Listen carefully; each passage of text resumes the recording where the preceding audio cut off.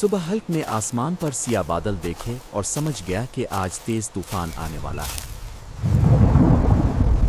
ہوا تیز ہونے لگی، بندر درختوں پر بے چین تھا، کبوتر فضا میں چکر لگا رہا تھا اور بلی شیپ کے نیچے چھپ گئے۔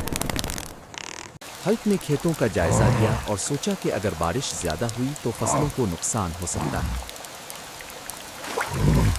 ہلک نے کھیتوں کا جائزہ لیا اور سوچا کہ اگر بارش زیادہ ہوئی تو فصلوں کو نقصان ہو سکتا ہے۔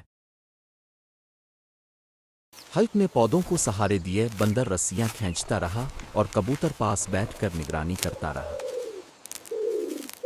تیز بارش شروع ہو گئی مگر مضبوط انتظام کی وجہ سے فصلیں محفوظ رہیں۔ طوفان کے بعد آسمان صاف ہوا اور خوبصورت قوس قزح نمودار ہو گئی۔ ہلک نے مسکرا کر کہا کہ ہمت اور اتحاد سے ہر طوفان کا مقابلہ کیا جا سکتا ہے۔